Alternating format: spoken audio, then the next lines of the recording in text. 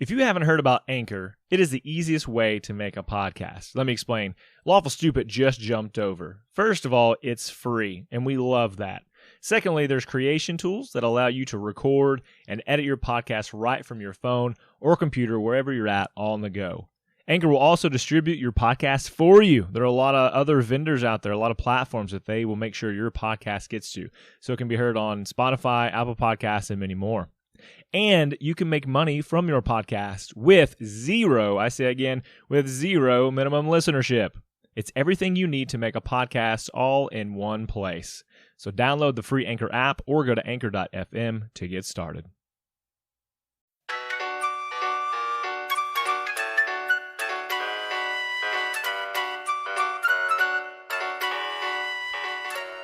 Last time on Lawful Stupid. You tell me right now She did! if she's alive or dead. I don't care about nothing else. She blinked twice. Blinked twice and she's alive. Graveyard dead. So we made our way up the Ridgescar Peaks. With the help of two furbolgs that were here to help us on our journey. We lost Graylin the Great to Stargate Atlantis. We made our way to the actual physical gates and walked in them. We had reached out to Aavaia to hear of Theresa's well-being using the sending spell, which she knows and I don't. And then she had reached out to me. I nonchalantly answered because I didn't want to give away the situation to anybody who might be listening in. And she said, "You're not going to believe this." Oh, fuck. Dwayne, please take this away right now. Fill me in. Let me know. I don't feel safe right now. Let me feel safe. I didn't. So she's alive. And I didn't get the whole message though. And that's why it took me so long to get back to you. I sent well wishes and just asked that she check in, and Christoph, she's in silence. Audible gasp. We can't hear this, all right? So lay it on me. me. Lay it on me, Daddy. Lay it on me. But I have a feeling that she's in trouble, Christoph. I wasn't able to get the whole message back. Audible gasp. Fuck. I am going to say, Christoph, like I said, I didn't get the whole message. Does the name Yarg mean anything to you? Audible gasp again. so I assume, I know this is an assumption that based on our paranoid nature and the nature of our business, that we have a code word established for when I can't speak freely. Is it Snuffleupagus? Is that a safe assumption? It is a safe assumption as long as it's not Snuffleupagus. No, That's the one word. It's the draconic word for silence. Give me that one. Which is, because I know Draconic. Thaum. I'm gonna believe you. So you go. Boom! No, I say it quietly. You just like pronounce your chest forward. I just go, Boom! Like a dragon would. I just say, Thaum. Can I fucking roll perception to notice that? You absolutely can.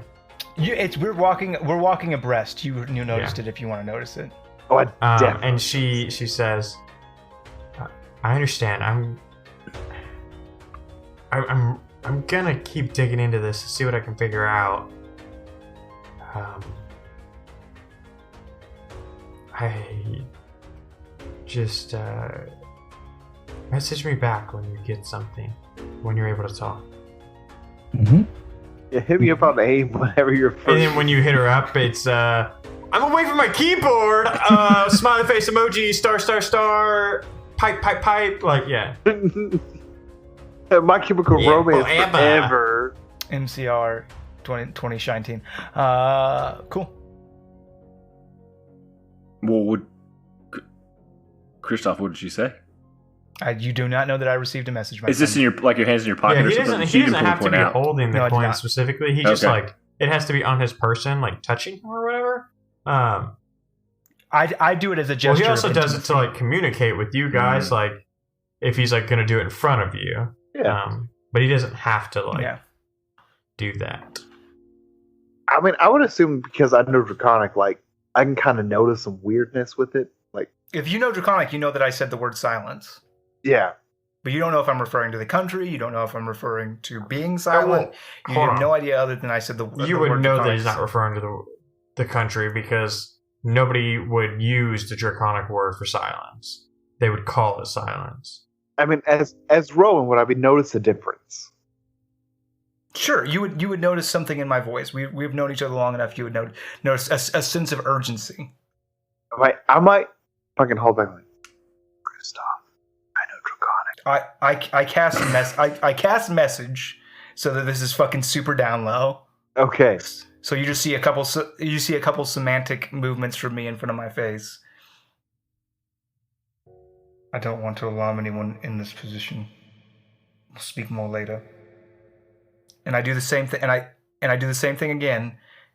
This time, directing the spell at Atlas, and I say, "I cannot." She speak. dead! Oh, sorry.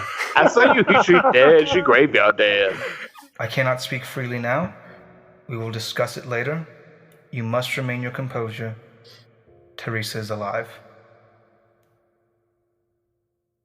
A calm washes over me. I just close eyes, nod head, and we still walking. She dead. She She dead. dead. I give okay for Dead. in Draconic and kiss it. That's you did. You just broke the 18th seal. Kissed a bunghole and send it his way. So you guys are let in, and Chris, have you noticed that you're being like eyed by two of the guards that were like walking you in? Yeah, I'm an imposing figure. Bastards. You just casted a spell in front of them. They're not like concerned with it because you didn't like outwardly do anything. But they noticed. Sure. So Lieutenant Stonefoot leads you guys further down, further into the mouth of the fortress. And you notice as you guys like approach, the guards on the outside were wearing like chainmail and leather armor. The guards on the inside is like this like plate mail / stone combination, and it's this like sandy red color. And they're like armed to the teeth, right? Even these like big orcs that are like larger because they're like full-blooded orcs, like even you, Atlas, are like, that's like a lot of armor. Like you like in your mind, they would not be very quick with that much armor and weaponry. And they're pretty still in general, like keeping sentinel poses. And Lieutenant Stonefoot kind of leads and he goes, "Don't mind all the extra security, but there's a lot going on with holdback and silence, and you can never be too careful." Yes, it seems like there's a lot going on right now. It seems very stressful. And I'm going to palm 20 gold pieces, and I'm going to speak to him in Dwarvish and say, every man off duty has a drink on me tonight. And I'm going to shake his hand and pass him the coinage. And yeah, so he takes that and he puts it in his like bag and says, "It's very kind of you." And so you guys walk through this great hall, and what you notice on this great hall is like a big like stone mosaic portraits of like dwarves, Mosaic. like great Gorillas, dwarves. mosaic. Yeah, mosaic. Thank you. Yeah, no, that's fine. That's Yeah, all good. mosaic. No. I mispronounced the word. No hate. All love. No, please correct me, Batrax. And so you have these like portraits, these mosaic portraits, like down these halls. And then as you are reaching near the end of it, and this hall is long. It's like 250 feet of a walk. And it's huge, right? And there's like tables and there's a big rug pathway. And the last portrait on the right is a little bit different than the rest, where the rest have been like big dwarven warriors with like weapons and in full like valorous armor, and like you can tell that they're like it's meant to be like this battle thing. And then the last one is Kristoff, you would recognize Farron Stormbreaker, but it's Farron and Batul, and together they have like a small child between them in the portrait that's created. And so you guys go through this hall, and the doors are pushed open by two guards in this full sandy stone metal armor. And when this happens, you immediately see the three guards on each of your side and Lieutenant Stonefoot all like take a knee as the doors open up, revealing a burnt orange / auburn rug that leads to a set of thrones. And there's one large throne that's like ornate with gold and stone pieces, and there's another throne that's just a little bit larger that's ornate with stone and like bone. And then there's a smaller, more simple throne, but you can tell that it's like, I mean, it looks like it's for a child, 100%. Sure. I'm gonna whisper to my compatriots, halfway in on the rug, you stop, you bow deeply. Got it. And we approach, and at the halfway point of this long rug, I would kind of gesture, and we would stop. And Kristoff, and this is just getting to courtly politics for a moment. Typically, when I visited before, I would do like a quarter bow to hey, I'm in your house, you're royalty, but I'm royalty too. This time, for the first time, I bow full deep and remove my mask as I do so. Still, yeah, tip of the hat. I'm not quite sure what to do, so I'm just kind of like looking up at him the whole time as I bend over to see if he like gives me a sign for that's good enough. And so Tyndall is with you guys, and he like bows forward with Kristoff and just face plants. Forward. Yeah, and just like face plants, and like quickly in his mind, but slowly in everybody else's, bends back up. Like he doesn't like get up normally. Yeah. Like he just like he's like defying physics up on his toes. Yeah, like I mean, because the dude's normally ripped, so he has great muscle control. Yeah, he just doesn't have good like motor control right now, so he like pulls himself back up and just like doesn't say a word. Like he just like bowed perfectly. Totally impressed. And you hear the very familiar voice of Farron Stormbreaker, and he says, "I thought you would never come home, Kristoff. Welcome back." I'm just beaming, and I say, I haven't quite made it home yet, but I'll take it the home of an old friend any day. And I'm replying to him in Dwarvish.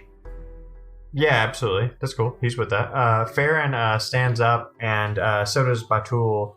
And Batul, you notice, is holding their small child, who is like babyish, probably from what you can tell, like maybe 8-9 months. Okay. Yeah, so still baby form, not necessarily toddler. Baby form. And so Farron, and like you can, like I said, they get up and they kind of walk down the steps to like the rug's edge to kind of like approach, but not like go too far from their throne. Come, no need for all the formalities, Kristoff. And he like, waves you forward to get closer, because like you guys are still pretty far away. Cause... I approach and I give him the old handshake into a hug. And I kind of like hold him by the shoulders out from me, like kind of looking at him and go, and look at him, and I look at his wife and his child, and I just go, "You've been busy, old friend."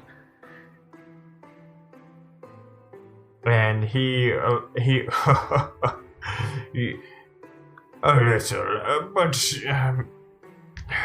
I'm getting soft without all this war, but it seems like people are going to keep me even busier still.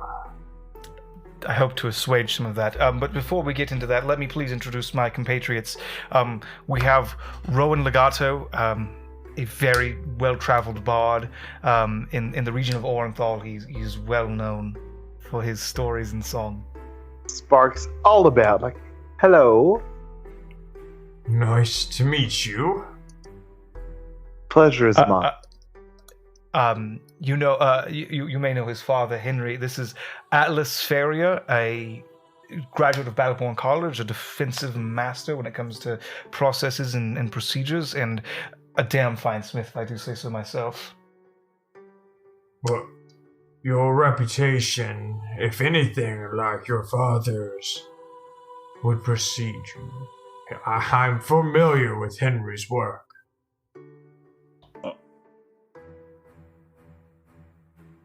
I too have heard of your exploits, and I guess there's something to be admired about your battle titles and the ability that you had to hold down the fort here. It's very impressive. I appreciate that, sir. And here we have Captain Renwick Tyndall, formerly of the Mafis. He's done me a great service, and though he may not be hale and hearty at the moment, I assure you he is a dear friend. And Tyndall said, he like takes off his hat and like bows and then puts it back on and says, I don't know what he's talking about. I'm hearty enough for all four of us. And it's both an honor, a pleasure, and a beautiful moment all together. And Farron says, I'm not sure why I'm surprised at all. You continue to keep interesting company. It all started with you. Gentlemen, this is Farron Stormbreaker, lord of this keep in this realm.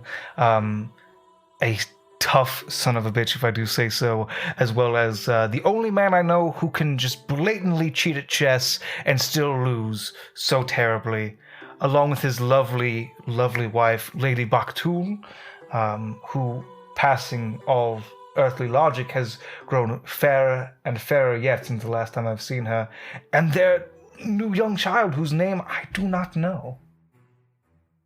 And Batul leans forward and kind of like gives you like a cheek to cheek situation, and she says, you haven't changed much at all, Kristoff. Ever the flatterer, ever a little bit of a snake. But you seem well. And this is Gloria Stormbreaker. She would be the best of Farron and I, hopefully. She has quite a great pool to draw upon. Thank you for your hospitality, lady. And Farron says, if we're lucky, she won't take after me at all. And he like strokes his big beard. He's got like braids in his beard, just like stroking him. I don't think it would be good if she took after me at all. I'd like to see her have your force of will and your good humor and absolutely nothing else, if I'm going to be honest. Definitely not your ability with chess or cards, or the kingdom will be destitute within a year for secession. Oh, Kristoff. Do you remember that time I threw you in the stocks for a week? I do remember it. I'm still chafing from it, and I rub my wrist gingerly. Nah, well, I hate to see that happen again. I like this guy very And much. then he laughs heartily. I've missed you, old friend. Why? What brings you back around? I didn't think you would ever come back. Nor I. I'm here only because you must know, my people are in danger. Yes. You know of the mounting tensions between the combined forces of Orenthal and the King of Silence and his people.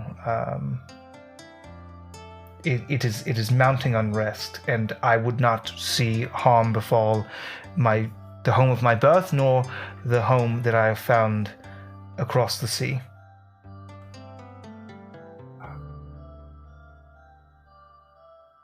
And you see him kind of look at you, and he's rubbing his beard, and he says, So you're not here for the fiends, then? You'll have to be more specific.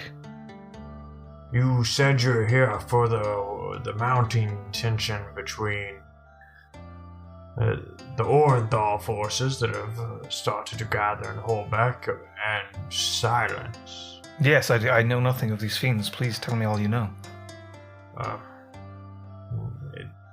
Well, for the past almost 3 years, they've been showing up in the region, and especially in Ridgecrest. But we've done well with no slouches when it comes to war. But they've been coming in greater numbers, and while we're fortified, and frankly, we don't have much to worry about, and I do worry about the other regions.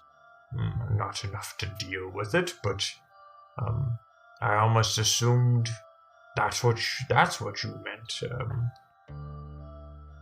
These fiends, could you describe them? Are they large, standing approximately 8 feet tall, horned creatures wielding massive two-handed swords?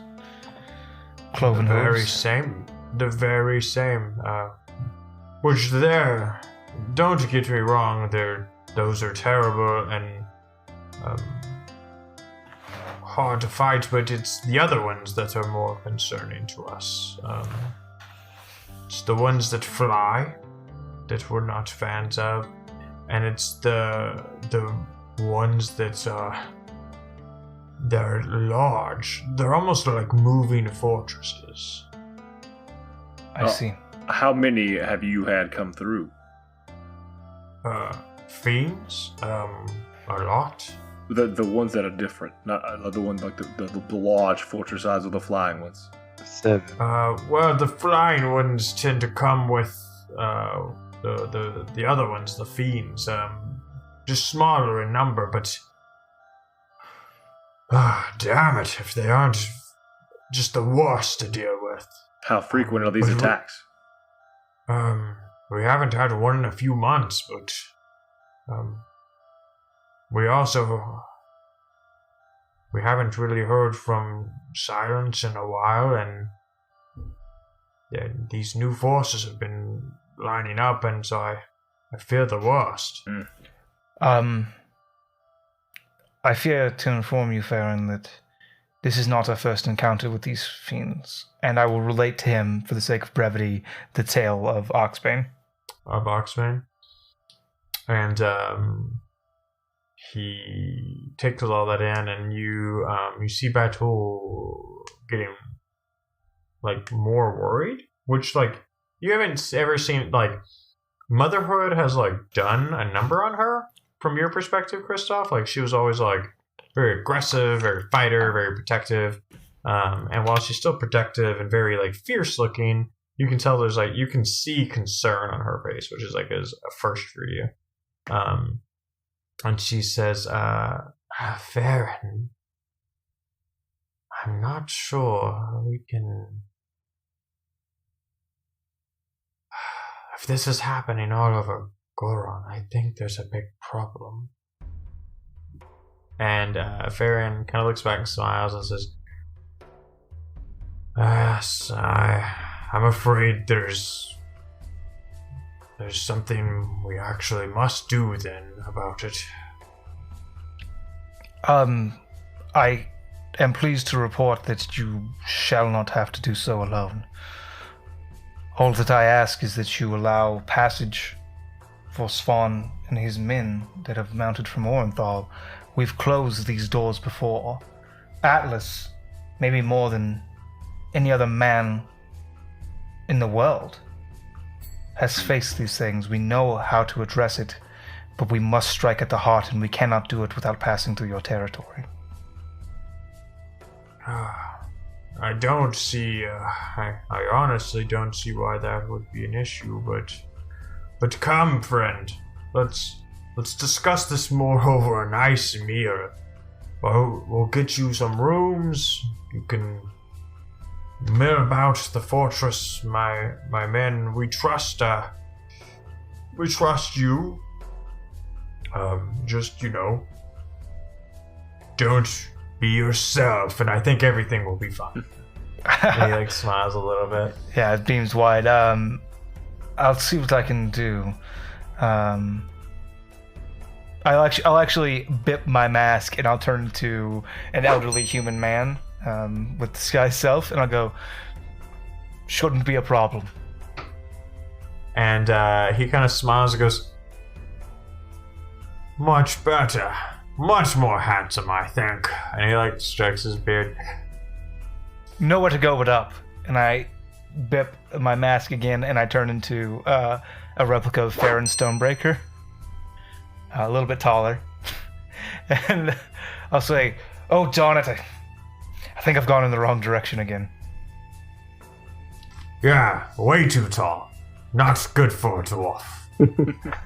And he laughs and he says, come around the Great Hall in a few hours and you remember where it is and we'll get some food. Of course. I'll have a nice meal prepared. Of course, absolutely. We'll take obviously some rooms and some refreshment. We are road weary. I do think that perhaps your halls will be a little bit lively tonight, and I believe that perhaps tomorrow your guards will be a little more sluggish, and that's my fault, but it should make for an interesting evening all the same. And he laughs. Oh, Kristoff, if you think my men are going to be a little on the sauced side, I hope you gave them a lot of gold. Well, I'm a man of means now, Farron. I'm independently wealthy. I'm sure that given time and proper incentive with song and merriment, I shall do exactly that.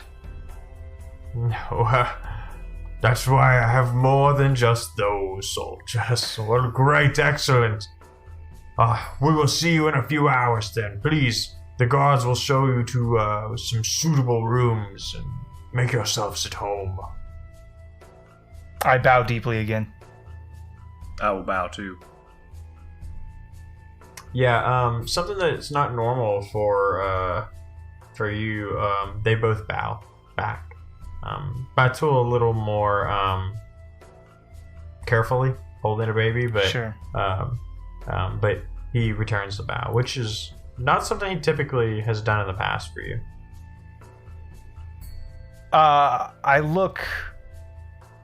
Kristoff looks pained at that somehow. My lord, my lady, and briskly leaves.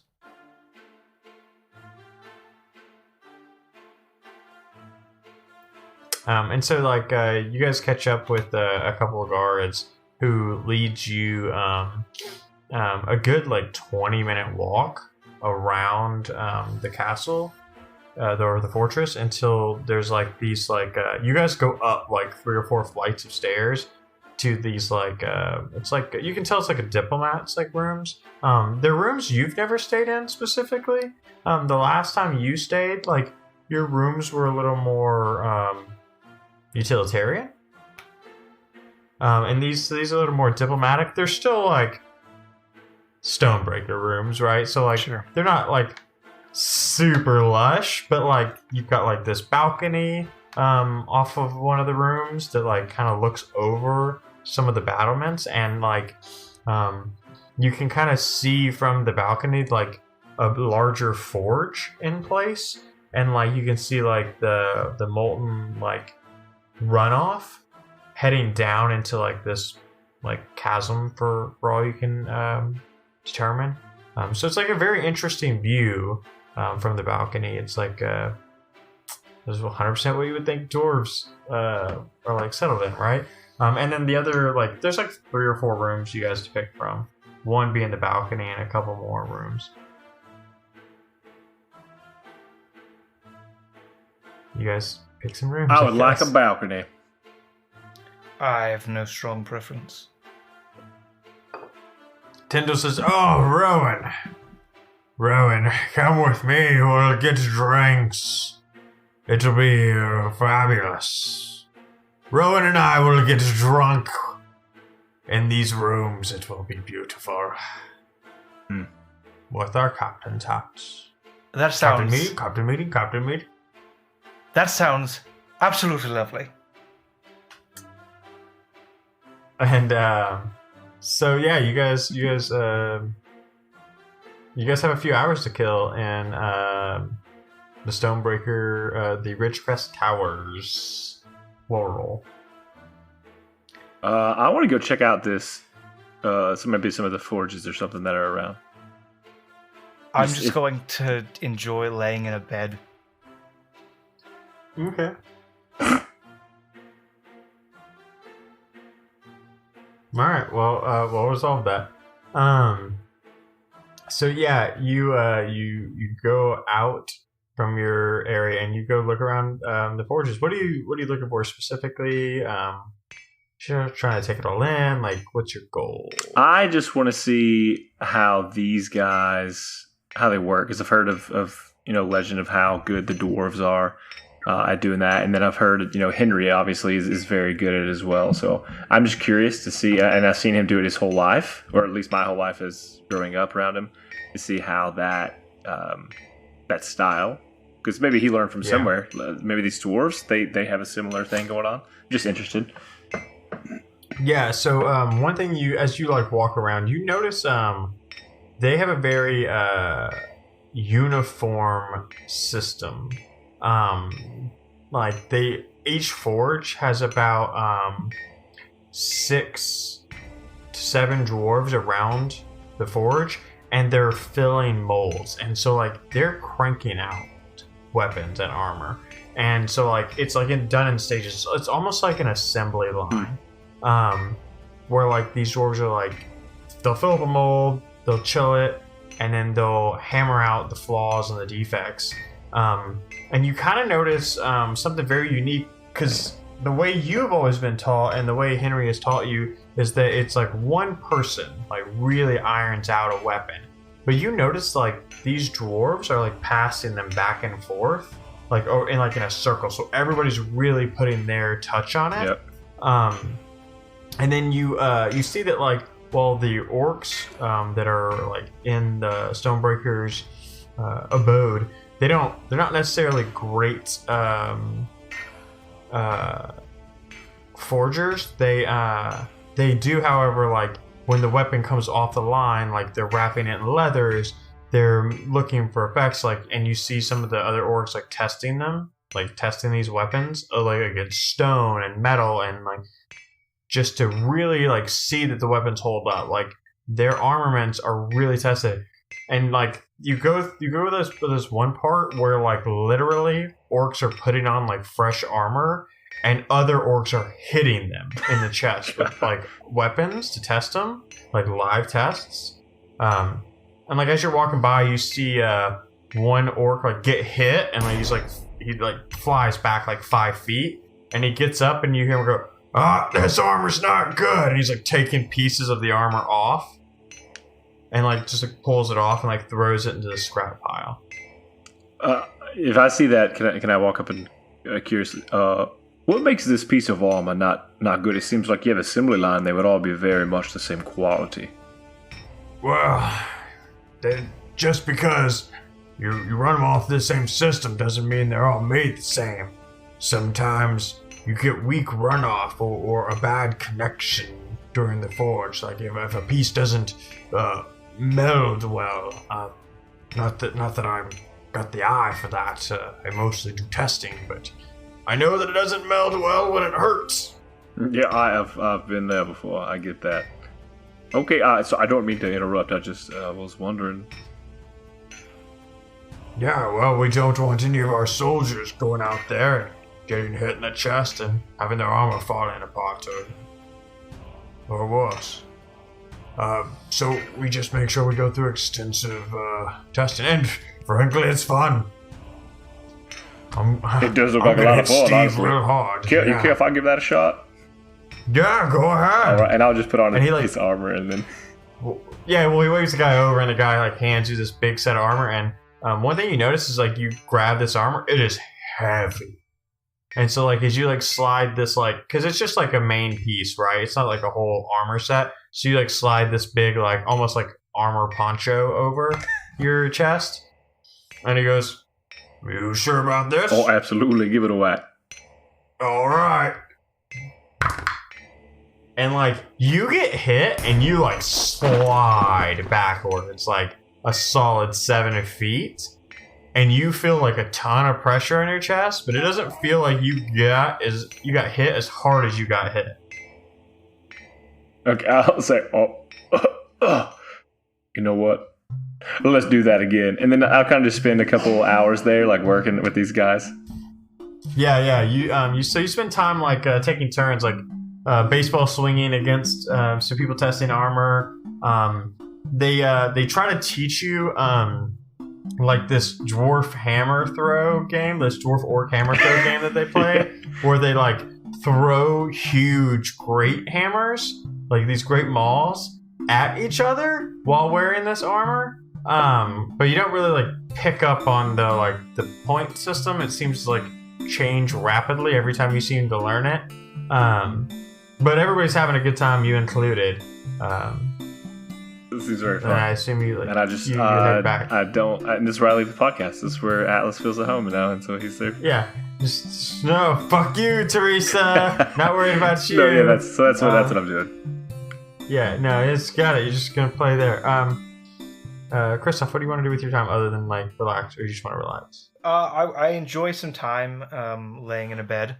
That's very novel and enjoyable for me. And then eventually I'm going to wander down to whatever alehouse exists.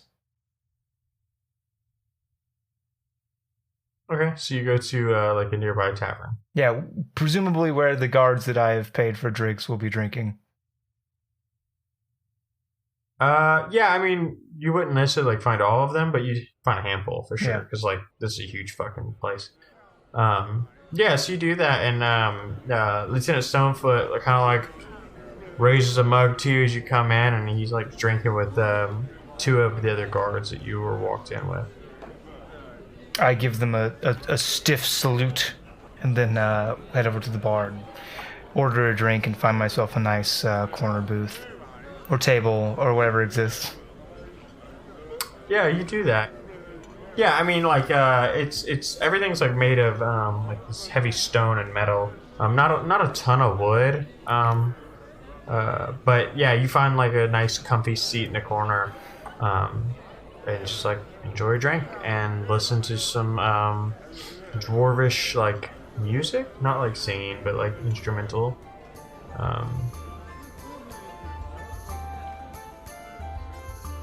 And so you listen to the dwarvish music and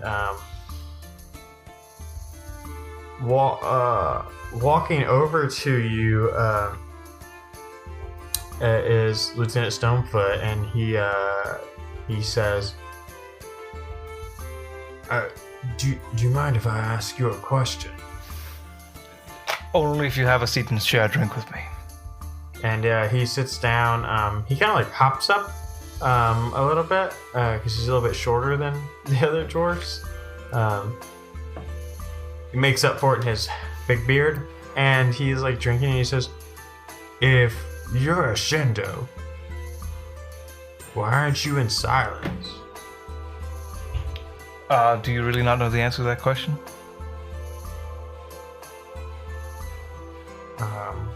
No.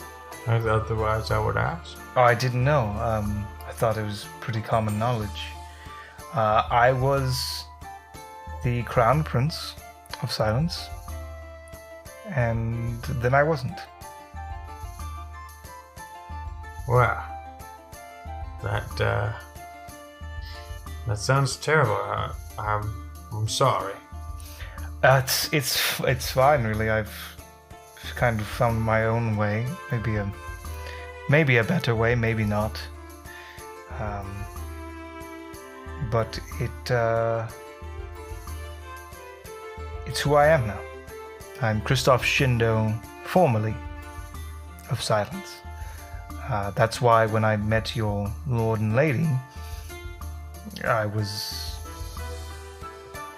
taken aback when they bowed to me. I'm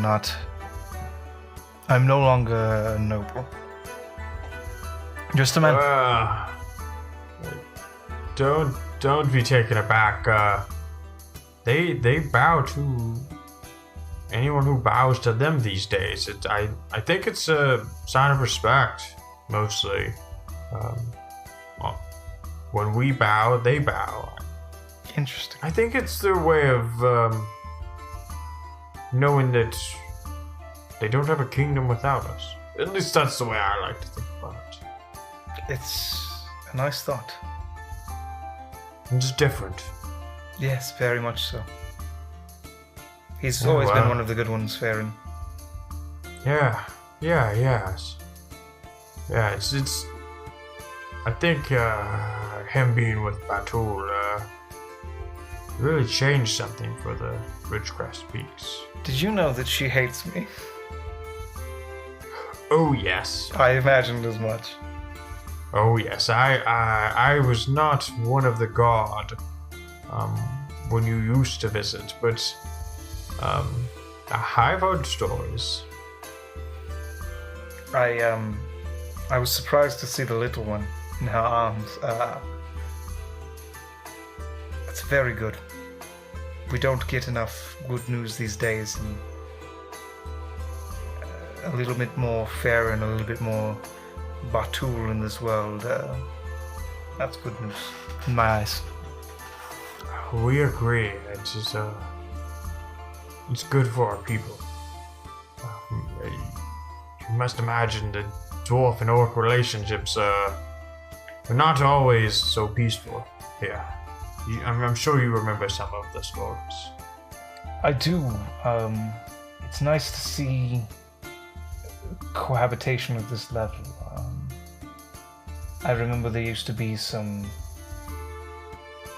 issues with the orcs and kind of their place in this world, and if you'll forgive me saying, they were treated as second-class citizens. But I've a fairly keen eye. I've noticed as I come through them in positions in the guard and in the forge where they, used to be only dwarves, and that's encouraging. Don't get me wrong, there's still some dwarves who think they know best, and honestly, there's orcs that think they've demeaned themselves to being with dwarves. But for the most part, we're one big happy nation. Yes, well, you should meet a tiefling every now and again. That will give you the perspective. Well, you seem great. I think we'll stop here. Fair enough. You really have outdone yourself. Yes, that's true. I feel like there's no going up from here. But yes. Well, I hope you do well, Christoph, and I hope with all the business and silence you find what you're looking for here. I hope the same for you, Lieutenant, and more than anything, stay safe. You as well. And I think you guys like to share some like movie stories of your past. Yours maybe not so like deep and stuff like that. And I think you make your way back to the rooms. And you, Atlas, and Tyndall and Rowan are all like together sharing a drink. That's what we're in the episode. As you guys all rejoin in the rooms, sharing your ginger ale. Confirm. And I'll as we rejoin, I'll say, Atlas, we have to speak about Theresa. And that's where we'll end the episode. Yep. Yeah, and like that. So like you guys are all sitting around a table drinking, as you like convey that final message. And so thanks for listening to this episode, everybody. We'll continue to tease you with Theresa's situation. Her well-being is constantly in flux, and if you want to, well, don't worry. If it's anything like Ilaria, she'll just die a peasant's death. It'll be fine. Ilaria's death was pretty cool.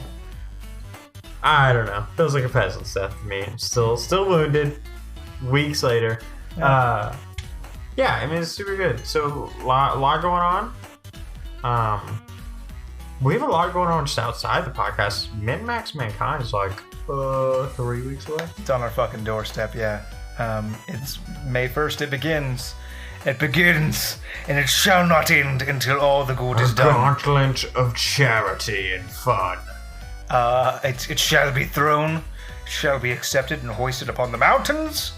And the eagles will rejoice, and it's going to be a lot of crazy stuff going on in Min-Max Mankind in May.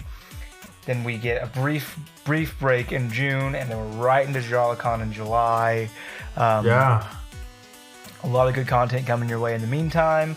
There will be no lapse in content during that time.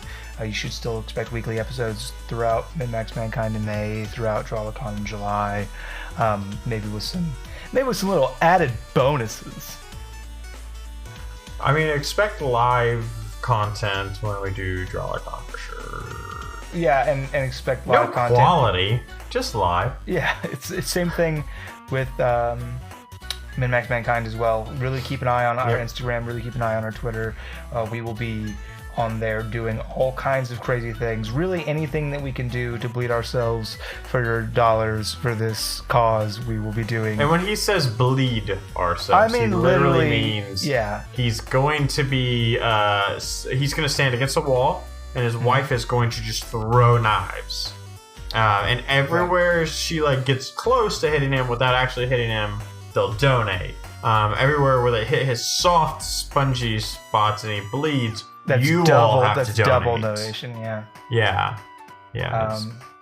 If I live through it, I'm going to see a brand new, beautiful world at the end. If I don't, that would be for you guys. Yeah. He will die on that hill. Yeah, that's the hill that I choose. Yeah. A lot of cool stuff coming. Roll for Humanity this month is, as you guys know, the Harry Potter Alliance. They have so many amazing programs and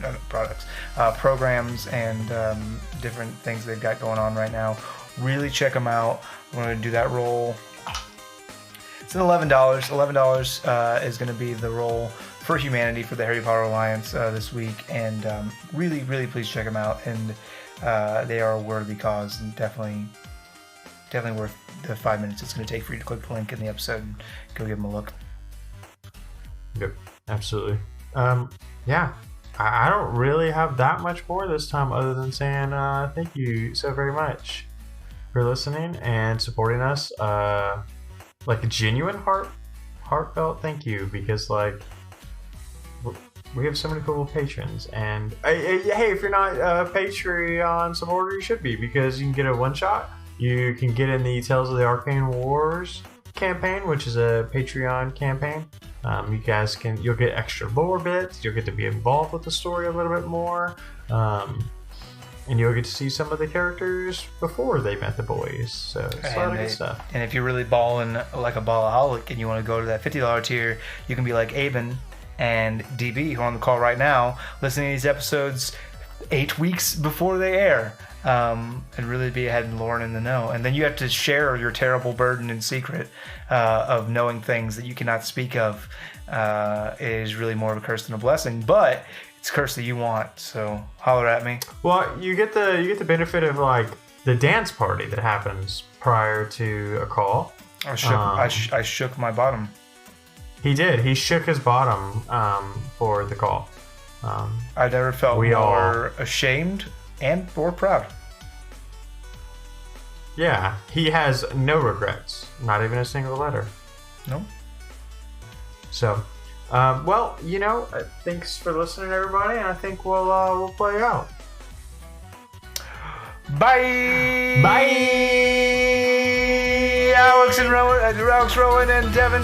Atlas are dead. They're dead. They're gone. That's all they're not here. They're no. Oh God! Oh, he's back from the dead. He's been reanimated. Oh God! Oh, he wants my flesh. He wants my brains. Oh, help me, Lord! Lord Jesus in heaven. Why? Why does it have to end like this? I knew it would. There's too many of them. Oh God! Change. Poor sweet merciless Ginge in heaven. Please save me. Oh God! Out of blood. Pain.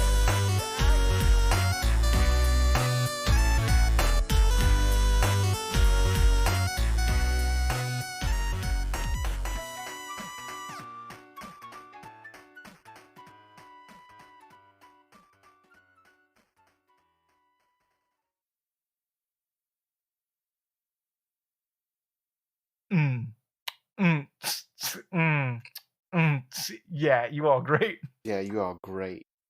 It makes me happy.